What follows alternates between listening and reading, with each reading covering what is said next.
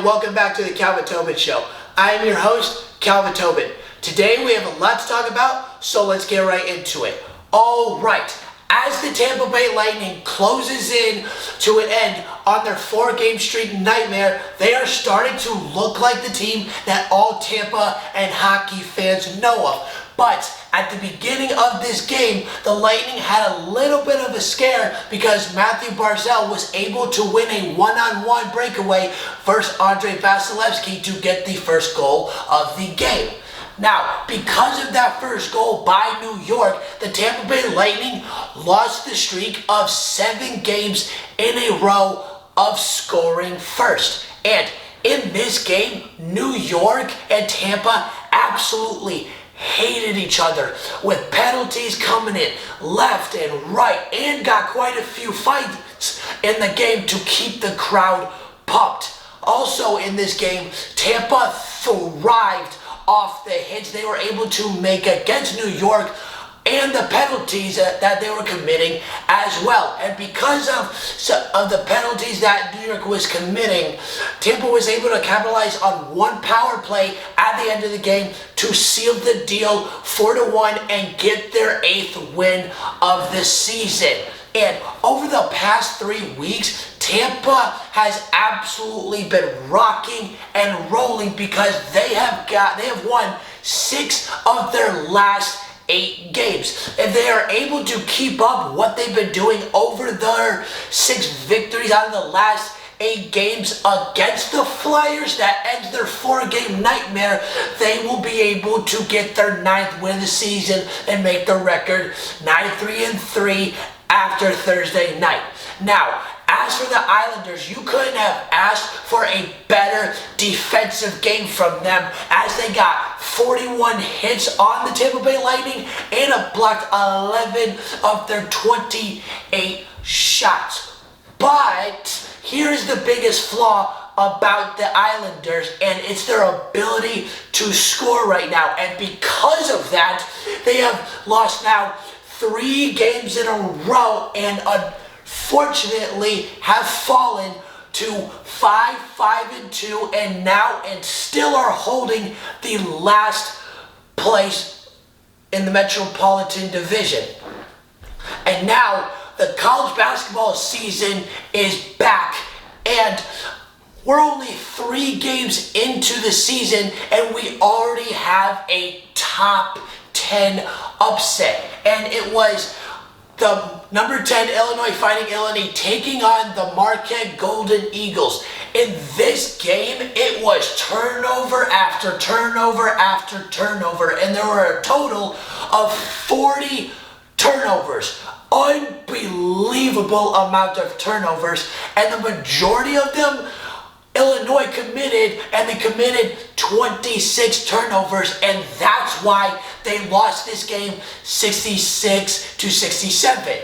Now, how did Marquette get that victory? It actually all came in the last 20 seconds of this game, and you can thank Tyler Kolek to get that last basket for them to seal the victory with a behind-the-back steal to get the layup, the foul, and the free throw, which made it 67-66. But it could have been either 69 or 68-67 if Andre Curbelo didn't make the unwise decision that he made, which was he took the ball all the way up the court and he tried to drive down the lane. But because of him doing that, he got double teamed and got the ball stolen from him, which was the 26th and final turnover that Illinois committed that game. And Illinois in this game did not look like the team that we knew from last year, but it makes a lot of sense, especially after losing Ayo Dosunmu to the NBA.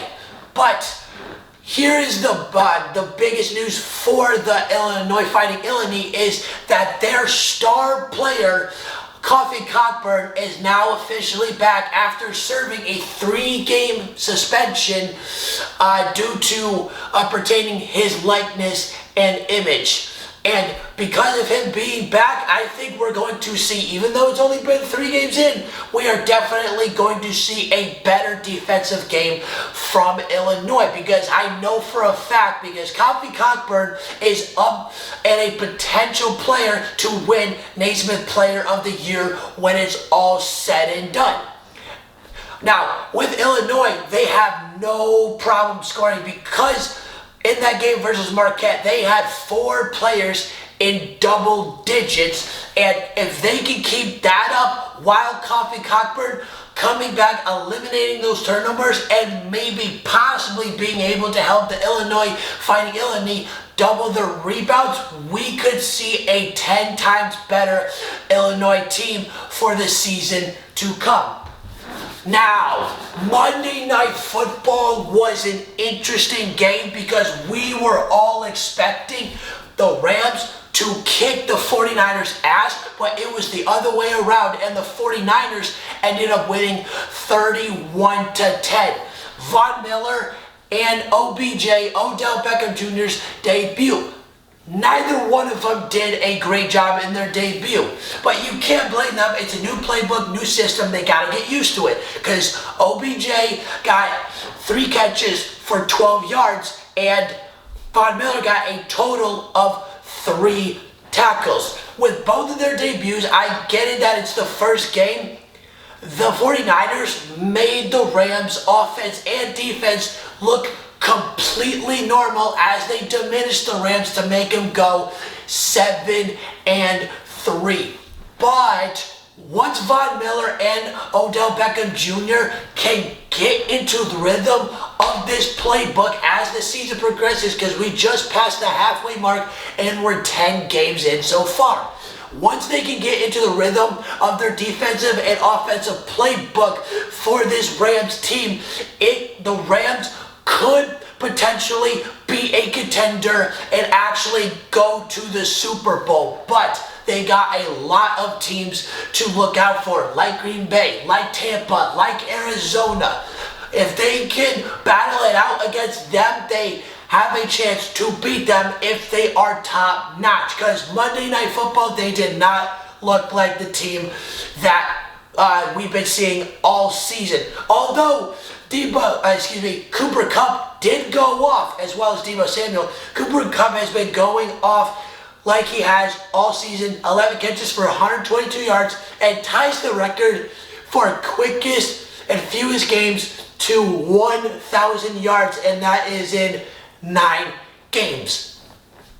Now, I guarantee everyone is excited for what I'm about to say, because we have been waiting a majority of the season to see what we just saw on Sunday Night Football as the Kansas City Chiefs took on the Las Vegas Raiders, and that is Patrick Mahomes is back. Everyone was saying, it's like, oh, he's done already. It's already this, early in his career, he's completely done, and he's not the same player that he was. Slow down for all those people that are saying that. He just went through a small slump, as every single player does. It doesn't matter how great of a player you are. Tom Brady's gone through his slump. Joe Montana, Peyton Manning, Calvin Johnson, Barry Sanders, all those players are legends, and they have gone through their slumps. And Patrick Mahomes just went through his,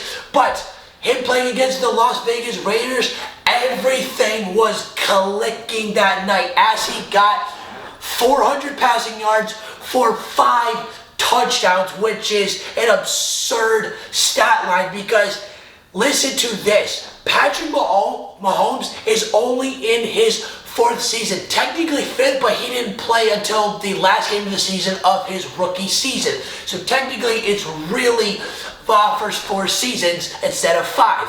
Because what Patrick Mahomes has done in his first 4 seasons is get the most 300-yard passing touchdowns of 30, and he is now tied the all-time record for most amount of games with 400 passing yards and 5 touchdowns. He's tied Peyton Manning and Dan Marino and a few other legends, and there's only a total of 5 quarterbacks that have ever accomplished that. And Patrick Mahomes is only 4 seasons in, and he already accomplished all of that.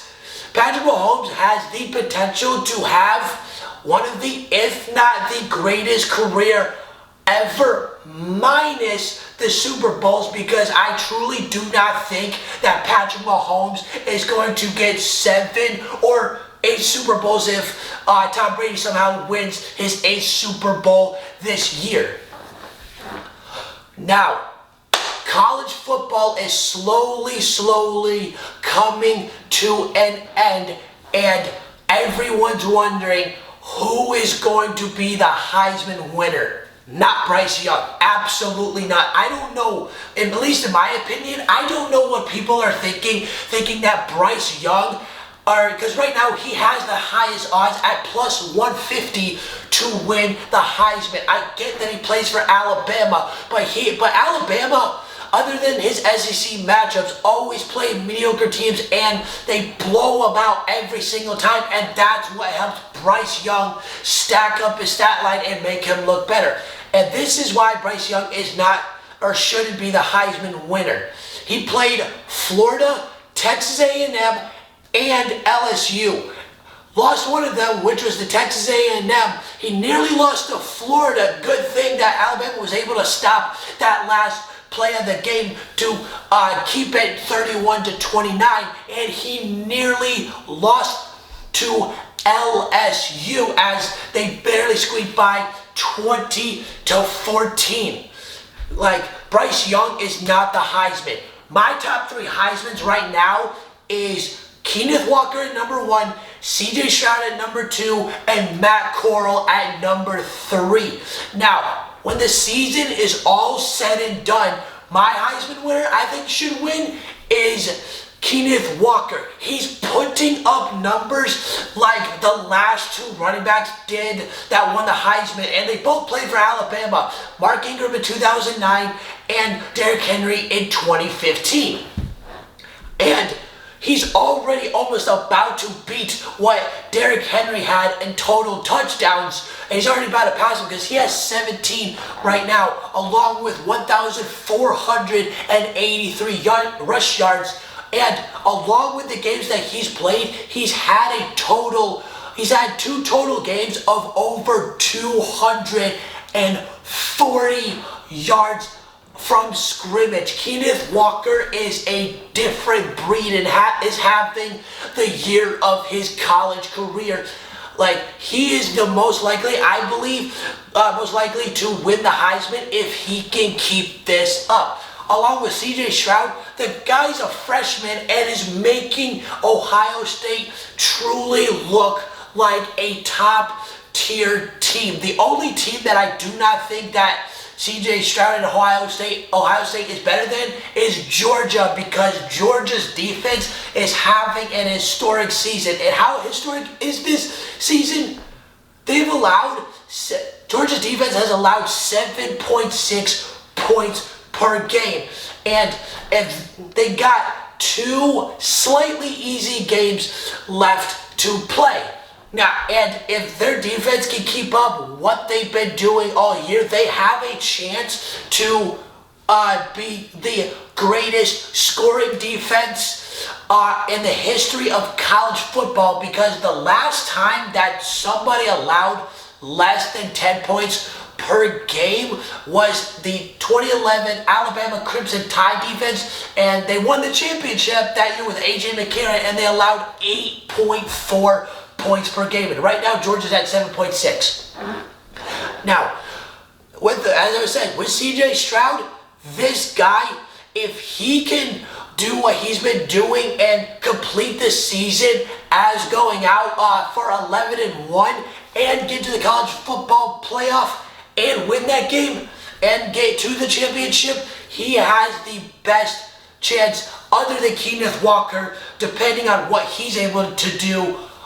He has the second best chance to win the Heisman. Alright, that's the end of the Calvin Tobin Show. Please subscribe to my channel so you don't miss out on any sports media. And please follow me on Instagram at Calvin Tobin Show so you don't miss out on any sports news whatsoever. And